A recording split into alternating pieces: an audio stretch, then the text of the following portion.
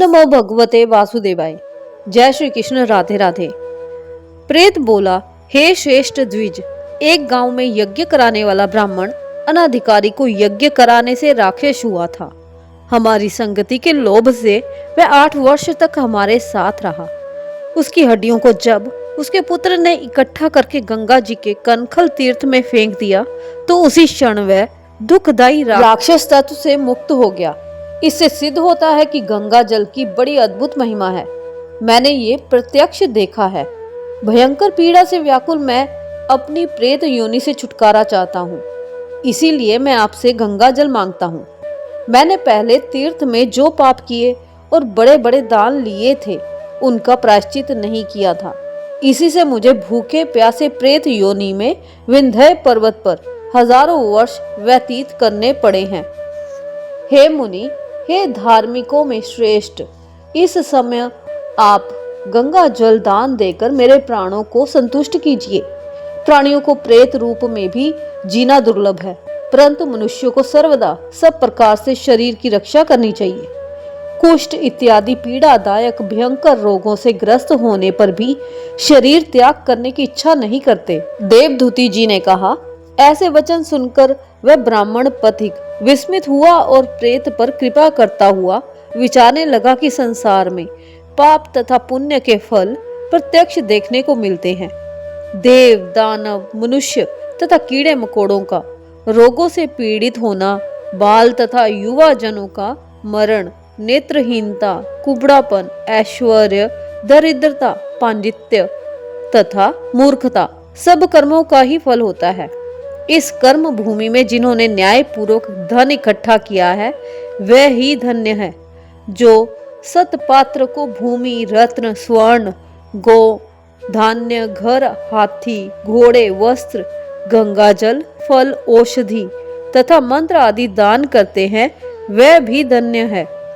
ये सब दान किए हुए पदार्थ ही यमलोक में भोगने को मिलते हैं, परंतु तिल, गाय, हाथी, घोड़े तथा प्रेतांत इनका दान लेना मद्यपान के समान है। सुंदर घर, पलंग, गौ, अन्न, आभूषण, पुत्र, दासी और योग्यता, आयु, सौभाग्य, विद्या तथा निपुणता ये सब मनुष्य को दान से प्राप्त होते हैं।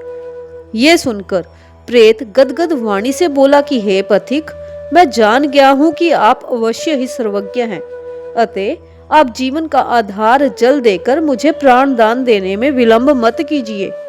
इसके उत्तर में पथिक ने न्यायपूर्ण वचन कहे। पथिक बोला, हे प्रेत, सुनो, मेरे माता पिता भृगु क्षेत्र में बैठे हैं, उन्हीं के लिए मैं तीर्थ राज से जल लाया हूँ। बीच में तुमने गंगा यमुना के संगम का जल मांग लिया।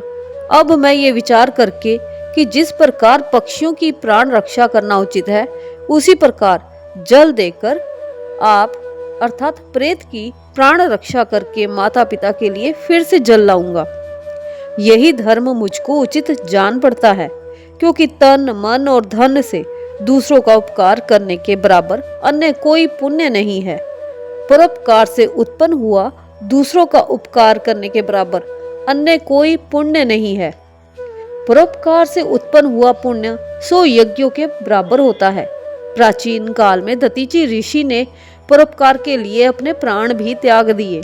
लोमश ऋषि कहते हैं कि ऐसा कहकर उस धर्मनिष्ठ श्रेष्ठ पथिक ब्राह्मण ने प्राण रक्षा के निमित्त गंगा यमुना के संगम का जल प्रेत को दे दिया। प्रेत ने श्रद्धा पूर्वक जल पीकर मस्तक मार्जन किया। उसी समय वह प्रेत शरीर को त्याग कर दिव्य देहधारी हो गया। केरल कहता है कि बूंद मात्र गंगा जल पीने से वह प्रेत मुक्त हो गया। हम समझते हैं कि ब्रह्मा भी इस जल के गुण का वर्णन नहीं कर सकते, नहीं तो महादेव जी गंगा जी के जल को अपने मस्तक पर क्यों धारण करते। जो अचिंत्य शक्ति वाला गंगा जी का जल तिल मात्र भी पीता है वह देवता, सिद्ध या गंधर्व हो जाता है। जो गंगा स्नान करता है वह वैष्णव पद एवं स्वर्ण को प्राप्त होता है। जो व्यक्ति अपने संबंधियों के निमित्त गंगा जल से तर्पण करते हैं तो नरक में गए हुए उनके पितर स्वर्ग में जाकर ब्रह्मत्व को प्राप्त होते हैं। तप, दान तथा यज्ञों से इतना पापों का नाश नहीं होता जितना कि गंगा जल के स्पर्श मात्र से होता है। गंगा जल के सेवन से मुक्ति सर्वदा सन्मुख खड़ी रहती है। उससे मुक्ति दाता अन्य कोई उपाय नहीं है। प्रेत कहने लगा, हे पथिक, तुम आयुष्मान बनो और धर्म से विमुख कभी मत होना। तुमने गंगा जल देकर मेरा उद्धार किया। लोमश ऋषि बोले, इसके पश्चात पिशाच स्वर्ग में गया और वह पथिक अपने माता पिता के लिए फिर से गंगा जल लाकर उसी मार्ग में चला गया। इस प्रयाग महात्म्य को सुन तथा मुनि को नमस्कार कर वह प्रेत माघ मास आने पर प्रयाग में गंगा यमुना के संगम में स्नान करके पापों से मुक्त हो पिशाच योनि से मुक्त हो गया और दिव्य शरीर धारण कर द्रविड़ देश का राजा बन नारायण की स्तुति करता हुआ गंधर्वों से सेवित उत्तम विमान पर चढ़कर इंद्रपुरी को गया। हे श्रेष्ठ द्विज, ये इतिहास पुण्य, यश, कीर्ति, ज्ञान, मोक्ष को देने वाला तथा दुर्गति का नाशक है। अब मेरे साथ ये कन्याएं, पुत्र और तुम भी सद्गति पाने के लिए प्रयाग में चलकर ऐसा माघ स्नान करो जो देवताओं को भी दुर्लभ है। वहां पर स्नान करने से पिशाच योनि से तुरंत मुक्त होंगे।